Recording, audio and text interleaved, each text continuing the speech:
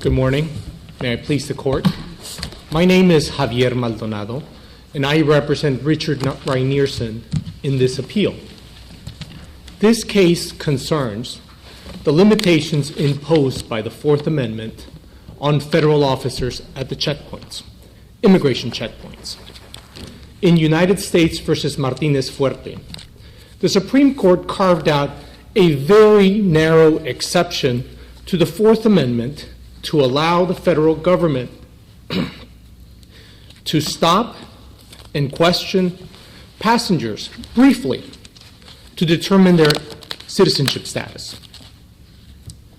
These stops are not justified by a warrant, probable cause, or reasonable suspicion.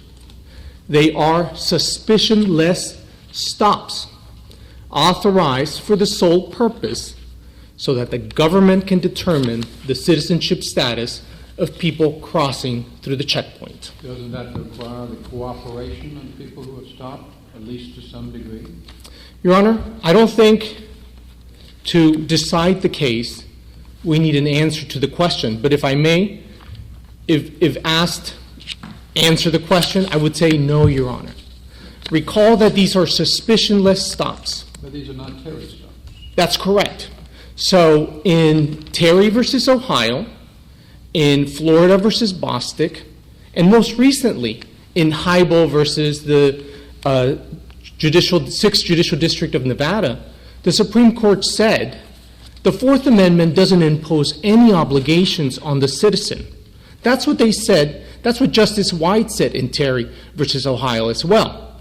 The police officer may stop an individual. But again, we're not in a Terry stop. We're at what used to be called the functional equivalent of the border, and you have the obligation, it seems to me, if the stop is justified to determine if they're legally authorized to be here, then it can't be an encounter in which no information regarding that has to be divulged by the person who is stopped, or else it is meaningless.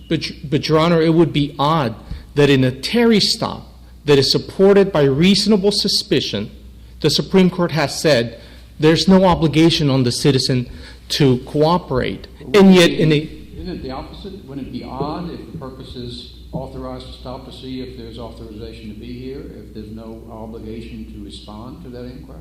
Not at all, Your Honor. Not at all, Your Honor. I think what the Supreme Court did was give to the government a little bit of authority, just a very narrow exception. We will go ahead and allow you to set up these checkpoints dotted across the border and to forcibly stop people and ask them questions. That's a lot of authority to give to the government when the Fourth Amendment requires probable cause or a warrant. Why are you engaging in this very broad policy argument about the contents of a stop when a quick review of the video here shows that he was providing information throughout the stop? He provided his driver's license, he provided his military ID, and he offered to provide his 2 passports on his own right away. So how is this even relevant? Why are you... Well, you're responding to my question, so I hope it's somewhat relevant. Oh, no, I meant, but no, he made this in his brief, and Yes, and I was responding to Judge Southwick's question. Well, certainly, and you should. And I should, but we were also responding to the district court's suggestion that Rynearson needed to do more. And I don't think the court needs to reach the broader question. If I can describe this stop, Your Honor, this was a 34-minute stop. This court has held that by and large, immigration checkpoint stop will last a few minutes. Machuca Barrera, 2 to 3 minutes. Portillo Aguirre, 2 to 3 minutes. Even the Agent Lance, the defendant, said in his declarations, this shouldn't take more than 3 to 5 minutes. This took 34 minutes. And I'd like to break it up into 3 parts. The first 11 minutes, when Agent Lance asked no question about citizenship, from about minute 11 to minute 17. At minute 11, finally, Agent Lance asked the question, are you a U.S. citizen? And the whole time from minute 1 to 11, the military ID and the driver's license are sitting right there. On the window. That's correct.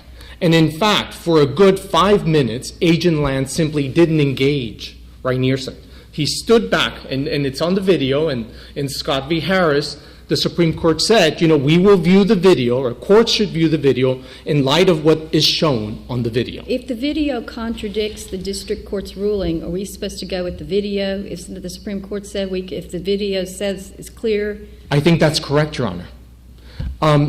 The last section is from minute 17 to minute 34. Let me start on the last period of detention.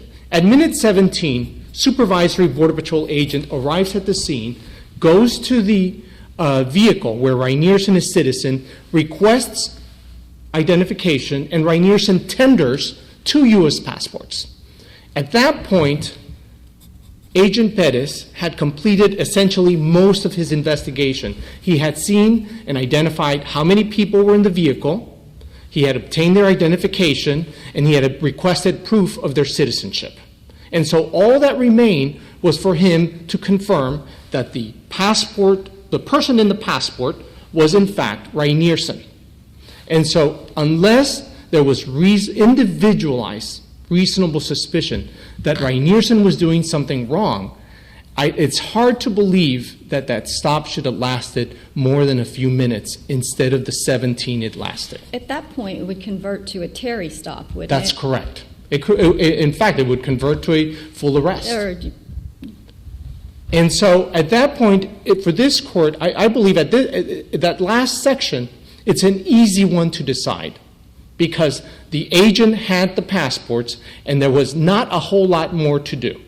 Nothing in Agent Pettis' declaration indicates that the review of the passport should have taken more than a few minutes. We move then to the second time period between minute 11 and change to minute 17 before Pettis obtained the passport. At minute, it's about, in the video, it's about 11:15, 11:20, 22. At that point, there's a discussion between Rynearson and Agent Lance. The window has been rolled down sufficiently for Rynearson and Lance to have a conversation because, in fact, you can listen on the video. Rynearson asked Agent Lance, "Can you hear me?" And Agent Lance says, "Yes, I can hear you." And then there's a further exchange where Agent Lance says, "Well, why wouldn't you answer my questions? And why were you being evasive?" And Rynearson says, "Well, you never asked me if I was a U.S. citizen." And then Agent Lance says, "Well, are you a U.S. citizen?" And Rynearson unambiguously says, "I am a U.S. citizen." At that point, what more did Lance need to do to effectuate the investigation needed at the immigration checkpoint? Back to minutes 17 to 34, it might have taken a minute or two to verify the passport, although they could have asked for it earlier when he was offering it during the earlier time. What is the purpose, though, of getting and I'll ask the other side this too, of going to call the commanding officer at the military base? What does that have to do with the citizenship at all? It doesn't at all, Your Honor. In our opinion, it had nothing to do with the purpose or the scope of the stop. Recall that under this court's precedent, the scope of the stop is determined by the permissible duration. It's permissible duration. A permissible duration of an immigration checkpoint stop is the time reasonably necessary to determine citizenship status. Whether Rynearson was in the military or he lied about it or it didn't matter, whatever it is, at the point where Pettis had 2 U.S. passports, identity had been satisfied, questions of identity had been satisfied, and questions of citizenship had been satisfied. And precisely that diversion, that frolic of Agent Pettis going back to the office, Border Patrol Station, and making 1 or we believe 2 phone calls to Laughlin Air Force Base to determine, his military identity when we suspect, although we weren't allowed by the district court to conduct discovery, where we suspect that he complained about Rynearson to his supervisor, and we submitted in the summary judgment evidence a letter where, in fact, Rynearson his attention was called and he was disciplined for having, acted rudely at the checkpoint. But regardless, That was unnecessary to conduct the immigration Did checkpoint you, stop. were you the lawyer? I was not, Your Honor. You were not the lawyer, that's No, right. Your Honor. Did they timely request the depositions to determine what in the world was going on during this 34 minutes?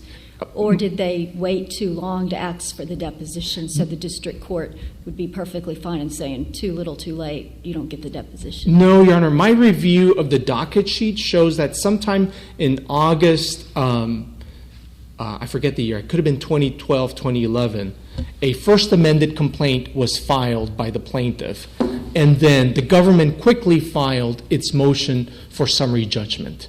And so there was no opportunity to start the discovery. Plaintiff did go ahead and file a motion to be allowed to conduct discovery. Timely with the Yes, Your submission Honor. of its summary judgment Yes, response? Your Honor. They filed a Rule 56D motion where they described the type of information that they were seeking to discover. And this is important, and I think it would help for the for the whole detention stop. They asked for information about the time that it took Perez to conduct the record, the background checks, and review the passports. I think that's important to determine whether, in fact, Perez was diligent in investigating Rynearson's citizenship status. They asked for information about the phone calls that Perez made to Laughlin Air Force Base. How many, to whom, and how long did they last? And they asked for information about why Lance needed an off-site supervisor to come to the Border Patrol station when there was someone there. And the district court denied discovery on those altogether to the plaintiff. If I can return to the second detention period, Lance asked, "Are you a U.S. citizen?" And Rynearson says, "Yes, I am." At that point, the purpose of the stop had been fulfilled. We knew identity, we knew citizenship, and in this case, Rynearson offered the passport, and Lance seemed to have ignored the offer. So from minute 11:22 or so to minute 17, again, that stop is not justified. Then we have the first 11 minutes. As soon as Rynearson approached the checkpoint stop, he was never asked, "Are you a U.S. citizen?" I cross that checkpoint regularly. I have appointments in Del Rio, and I have family in the Valley, and so I'm very familiar with these checkpoints. The first question is, "Are you a U.S. citizen?" And that's it. That never happened in this checkpoint stop. The video reflects that Lance never asked him, "Are you a U.S. citizen?" Instead, he asked, "Is this your car? Where do you work? Are you in the military? Which base?" Those are not questions related to the scope of the stop. Those aren't questions that go to the question, to the determination of citizenship status. And so Rynearson was quickly referred to secondary. At secondary, there was a gap of about 5 minutes where Lance simply never engaged. You're not arguing to this court that they couldn't automatically send him to secondary, which is what they pretty much did. No, we're not, Your Honor. They can send anybody they want automatically to secondary to make the line go smoother for whatever reason. That's correct, Your Honor. They can do that, but they must also do their job diligently. They must also they can't simply send them to secondary and forget about him. They can't simply just send them over there and not ask him, "Are you a U.S. citizen?" And that's pretty close to what happened here. They sent them to secondary, and Lance never asked the question until minute 11. And so they can't come and argue to this court, "Well, we were diligent. The video shows it all." He never asked the questions for the first 11 minutes. At minute 11:22, he finally asked the question, but he doesn't release Rynearson. And at minute 17, Supervisor Perez obtains the passports, and he continues to detain Rynearson for another 17 minutes. And I think we have demonstrated through summary judgment evidence and through the agent's own statements that Rynearson's Fourth Amendment rights were clearly violated by the agents. What remedy do you seek? We seek reversal, Your Honor, and to return it to the district court so we can continue and proceed this case with discovery and hopefully a jury trial. Thank you.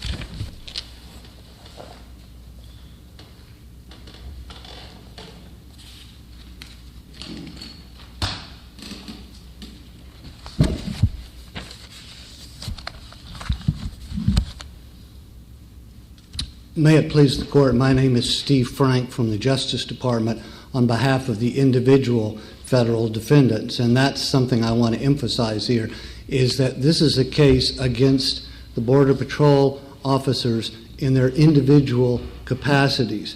This is not some lawsuit against some big government agency with a lot of money. They're suing two individual Border Patrol agents seeking $500,000 worth of damages. And the words that I never heard from my brother's speech presentation this morning is what's before this court, and that is this is a case of qualified immunity. And that test is very clear, the court's very aware of it, and it's whether or not these individual defendants violated clearly established constitutional rights. That's a two-part test. First, the court determines, well, they can determine in any order according to the Supreme Court now, determines whether or not there was a constitutional violation, which the district court, Judge Moses, said there was not. And then second, and this is our fallback position, and this is a position that the government and these individuals should prevail on, is whether or not that constitutional right was clearly established. Taking them in the order that the court did of a constitutional violation, we don't believe that it's helpful for this court to do as my brother did, which is to break down this thing minute by minute, because you're always going to find, well, why did they ask this and why did they ask that? And the Supreme Court in Sharp and this court in Brigham was very clear that we're not going to second guess exactly what Border Patrol officers ask and the order in which they ask them. So I'm not sure that's helpful. This court in Scrogan said we look at the totality of the circumstances. And in that, I think the key is what Judge Southwick said. To affirm, or I'm sorry, to take the position of plaintiff in this case, this court would have to hold that, as plaintiffs and amicus insist, that they have a right to say nothing, to just pull up at a checkpoint stop and say nothing. That's not true. That's just absolutely not true. We would not have to hold anything so broad. We would have to hold that if you cooperate, you can't be kept for 30 minutes at what's supposed to be a quick stop, and that everybody should know that if you don't have probable cause, you can't keep holding someone there for lengthy periods of time after you've produced your identification and it's checked out. It is not true that we would have to say you don't have to cooperate. I understand they briefed that, but that's just not this case. I beg your pardon. I did understand that was their major legal point.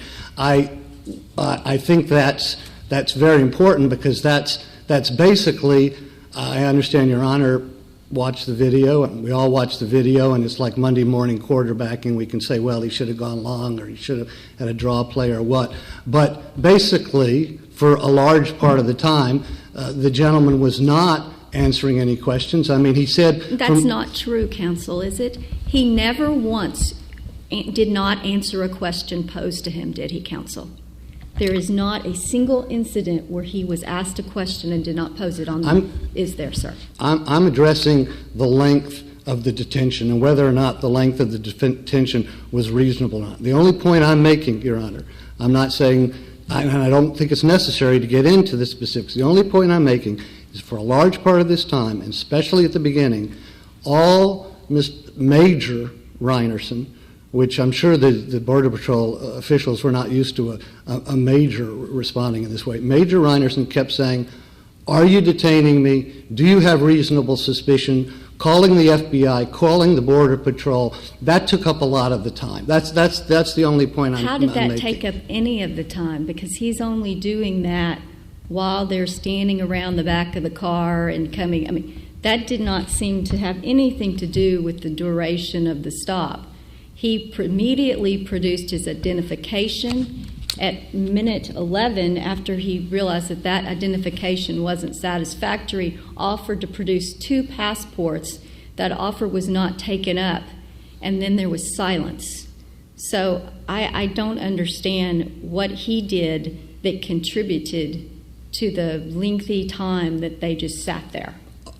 All I'm saying, I'm not saying that his time took up each and every minute of the 34 minutes. I'm saying if one looks at the video, you'll see there's a certain amount of time, and I would say considerable amount of time, was taken with him saying, "Are you detaining me?" with him saying, "Or do you have reasonable suspicion?" with him saying, calling the FBI, with him calling the Border Patrol, and this kind of people. My question to this court is, and addresses, I think, Your Honor's question about the holding up of the identification.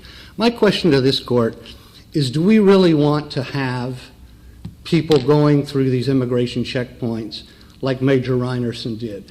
It's true that these checkpoints, and if you go through them in a cooperative manner, take a minute or two. And that's the way it's supposed to be. Do we want this court to say it's okay to go through the way Mr. Rynearson I don't understand what you're saying he did that was wrong. He offered his identification, and then he offered other identification. He did try to clarify why the extended detention was taking place. But what are you saying? He didn't get out of the car. I guess I'll give you that. He didn't get out of the car. But other than that, what did he do that was in the least bit uncooperative? I believe I've said it a couple of times. No, I'm asking you. I'll shut up and listen I'll to just you. repeat what I've said. I think that that he was argumentative, he was evasive, he was How was he evasive? uncooperative. In what question was he evasive? Tell me any single Well, they didn't question. even get a chance to ask him a question. If you watch the video, he pulls up, and the first thing he starts saying is, "Am I being detained? Am I being detained? Do you have reasonable suspicion?" They didn't even get a chance to ask this man a question. There was ample time where they could ask questions. Maybe they But could have got a silence. question in there, but that's not the way I looked at that video. My point is, does this court want to sanction this kind of behavior? Does this court want to have hundreds of these kind of cases? A lot of people don't like going through these checkpoints. A lot of people are going to complain that they could have done it in a more efficient manner. They could have asked me this. They could have asked me that. Your Honor's question, which I'd like to get back to specifically, and I apologize for not answering it yet, is you said he held up his ID to the window. Are the Border Patrol agents supposed to allow the people who come through the checkpoints to dictate the manner in which they respond to questions? Are they going to be allowed to just hold up an ID and press it against the window? My understanding as a government employee is every time I walk into the Department of Justice, I have to hand that gentleman this identification so he can hold it in his hand and he can look at it. And he can also run it through, because it's got this little data down here, and see if it's authentic. I can't just hold it up. Did they ask him I can't to just hand walk the by him document and over? do like this. Did they ever ask him to hand the document over? As I recall the video, they never once said, "Sir, we can't see that adequately. We have to run it through the computer." There again, Your Honor, I mean, there we're getting into, I think, and I would, Your Honor, maybe if it was me, maybe if it was you, we would have asked different questions. But the question before this court is whether or not there was a constitutional violation. Which is what I'm going to ask about Was now. it a constitutional violation to ask this question versus that question? No, my question is, at I one don't point think it the was. officer tells Mr. Rynearson, is it Rynearson, that they don't need probable cause to hold him there. Is that legally correct? It is, as Judge Southwick said, that and this is the critical thing. This is not a Terry case. On page 14 of our brief, There are 3 cases, maybe more. United States versus, the court has been very careful to ask for precedent. I've been sitting here for watching very interesting discussions and cases. United States versus Martinez Fuerte, which upheld suspicionless border stops.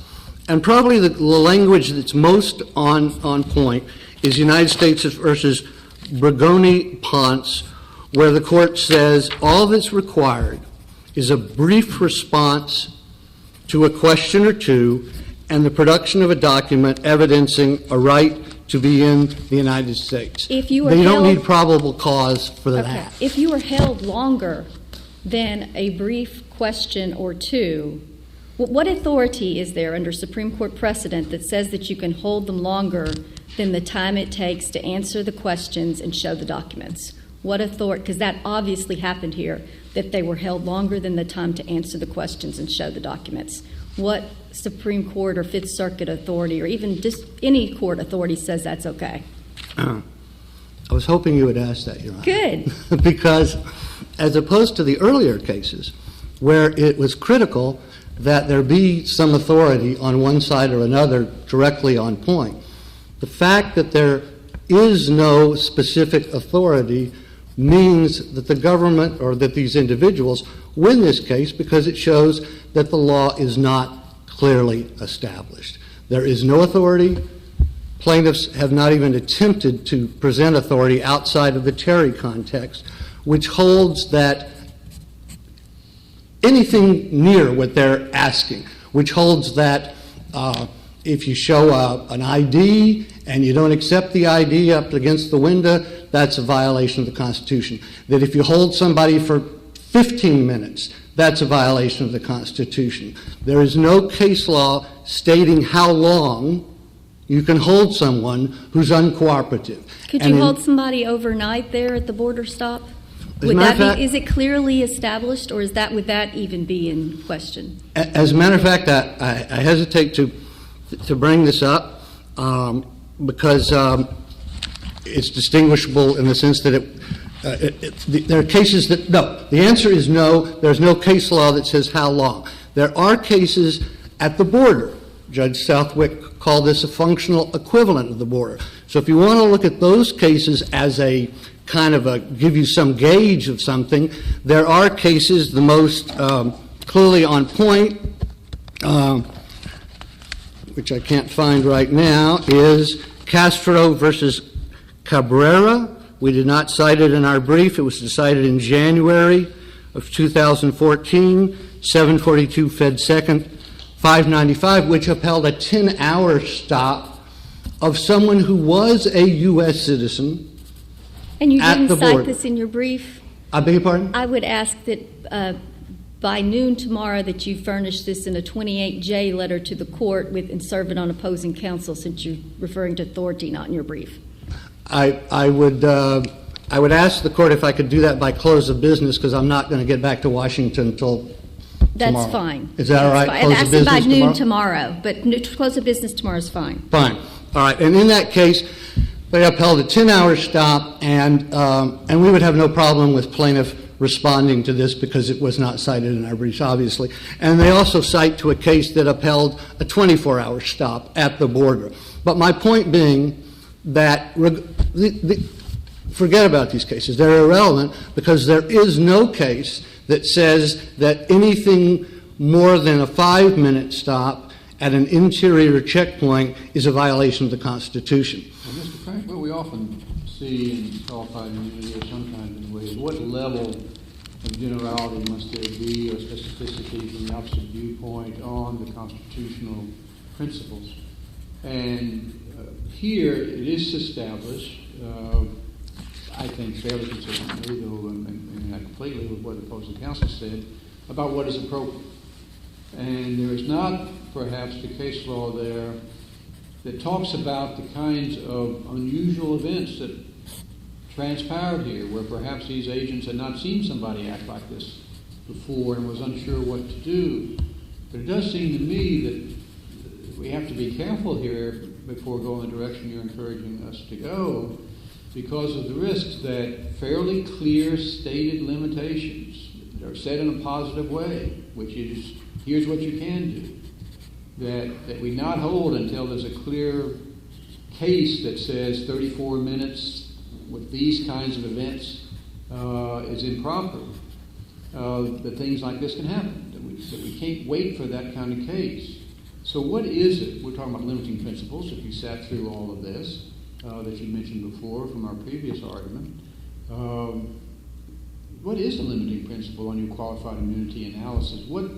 Don't we know what is proper to do, and isn't that good enough? Even though we haven't yet declared it's improper to keep somebody this length of time? Well, So how would you limit it if we upheld qualified immunity here, and that is the case, it's qualified immunity. And it's not the law, as they say it probably is. It's what did these agents reasonably know? Should an objective agent reasonably have known at that time? So how do we stop that from allowing them to do anything, and then it's the next group who can't do it because we say it's wrong? Well, that's a hot topic. I read the court's in-bank decision, I think Swanson versus Morgan, very interesting discussion of what level of generality and what have you. And that was an interesting case because there was case law all over the place. And basically people differed on to whether or not it was clearly established or not. I thought, in all honesty, not trying to flatter, Judge Elrod had a very good position that it was clearly established there. But there was a lot of law, and there was a lot of law to play with in that case about the contours. There's no law here, okay? There's no law about how long you can ask, you can detain someone, what kind of questions you can ask. The purpose, as Judge Elrod said in that opinion, the purpose of qualified immunity and the clearly established prong is fair warning. Fair warning. And the test is that it must be beyond doubt. That's the question. And I think, in all honesty, if the court, which is certainly more than fair, looking at these gentlemen, that they did not have fair warning. I mean, they knew that they could detain somebody and ask them their citizenship. But what do you do with the guy who rolls up with cameras all around him and starts questioning what is reasonable suspicion and this and that? Did they have fair warning that they better let this guy go after 10 or 15 or 20 minutes or something like that?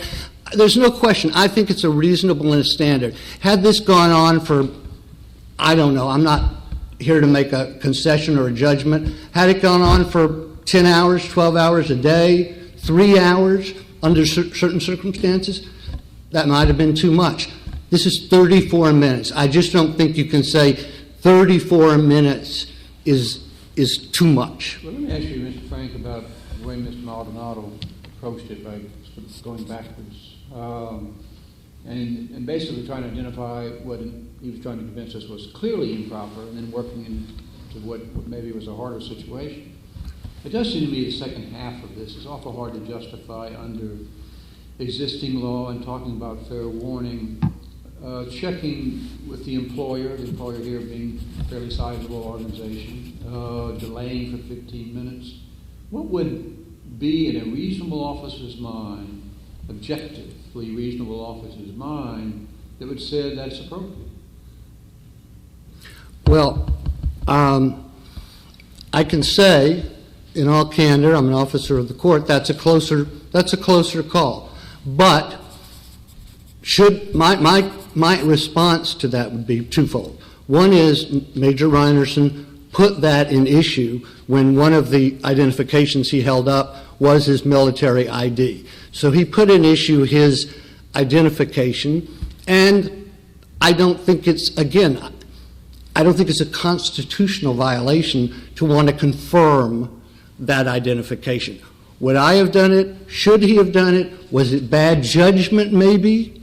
Perhaps. Was it a constitutional violation of the Fourth Amendment? I don't think so. Was it a clearly established violation of the Constitution? Not at all. What I'm not hearing from you is reasonable suspicion arising from statements, affidavits, whatever they are, from from the individual defendants about drug running, perhaps being the advance car to see how it's going at the checkpoint. Are those relevant to us, those arguments? They were an alternative position by Judge Moses. I will say, again, as an officer of the court, it's not our primary argument. Thank They you. seem a bit forced, but nonetheless, okay. Thank you, counsel. We're prepared to submit. Thank you for your time.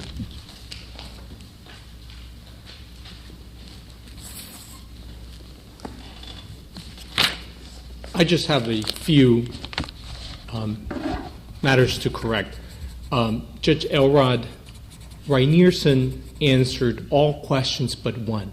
Okay, He thank you. refused to answer, to give the name of his commanding. CO. He didn't That's give the correct. name of his CO because he said, "What do you need that for?" That's correct. I appreciate you correcting the record as an officer of the court with your time. And so that was correct. The second thing I want to correct for the court is this immigration checkpoint was not the functionally equivalent of the border. I direct the court to footnote 15 of Cabrera, where the court drops a footnote to explain that immigration checkpoints like the Sarita and Uvalde or the Laredo checkpoints, they're not the functionally equivalent of the border. And because the functionally equivalent checkpoints, which are the functionally equivalent of the border, the government has broader powers. That's not the issue here. It's for the functional equivalent of the border would be an international airport. Person lands coming from Mexico or Colombia, and then the government has much broader powers. So what is this then? This is just a land interior immigration checkpoint that is governed by Martinez Fuerte, Machuca Barrera, Portillo Aguirre. I would also want to point out to the court that there was a clearly established right in this case. Otherwise, I think we would have a lot of surprised criminal defendants realizing that they don't have a right to contest the search or detention either on a bus like Portillo Aguirre or in a car like Machuca Barrera. And in those cases, this court said, look, the duration of a stop at a checkpoint is measured by the seizure's permissible duration. And what is the scope of the stop? Well, what is permissible for the police or the federal officer to do there? And what is permissible? What is the permissible duration? Well, it's the time reasonably necessary to determine citizenship status. And We're there's talking about suppression of evidence. But Stan, it seems to me it's a much different question and plays into what Mr. Frank is saying. What we need is clearly established laws. One thing to cite it in the case and have it affirmed as the proper reading in this case is something else to bring a 1983 suit if the motion is granted to suppress against the officers who perform whatever the tasks were. I respectfully, Your Honor, I don't see a criminal, a citizen having lesser Fourth Amendment rights than a criminal defendant. No, we're not talking about Fourth Amendment rights. We're talking about Section 1983 claims. Right. So how is it? They have to be clearly established. Much harder than to just say that you have the right and therefore submit suppression. You have to show that it was clearly established, that the officers would know that they can't just sit out there for 34 minutes. What case shows them that they can't just sit out there for 34 minutes or 30 whatever minutes? I would point to the Machuca Barrera and Portillo Aguirre. But is it specific enough? I believe it is, Your Honor. It's specific enough because this court, and no court has ever laid down a hard and fast rule about how long a detention shall be at a checkpoint. And it makes sense. But It's just doesn't that like cut the other way? it can, Your Honor, but it's no different than the question that this court faces again and again of what is excessive force. How many times must a person be beaten by a baton in order for it to be a constitutional violation? It doesn't work that way. This court sets out broad rules to be applied to each case. And in this case, from even before Machuca Barrera, the court has laid down the rule of what is reasonable, when is a person's Fourth Amendment rights going to be violated at the immigration checkpoint. And I would point out to the court that Agent Lance knew exactly what were his obligations and what were the Fourth Amendment rights of Rynearson, because in his declaration, he says, this is what happens at an immigration checkpoint. We check for people's citizenship status. And we look, and as if he's quoting Machuca Barrera, we look to see the nature, ascertain the number and identity of the occupants of the vehicle. We also inquire about citizenship, and we may request identification and proof of citizenship. And this, and he says it in his declaration. And this investigation takes no more than 3 to 5 minutes. Okay, is there a case in another circuit that you would have us look at that would say that the law was clearly established? Do you have any authority that would help us with the clearly established point? I don't have it on me, Your Honor. It would be in the brief. One last thing. The opposing counsel quoted Brigoni, Ponce, and Martinez Fuerte for about what is expected of passengers coming through the checkpoint.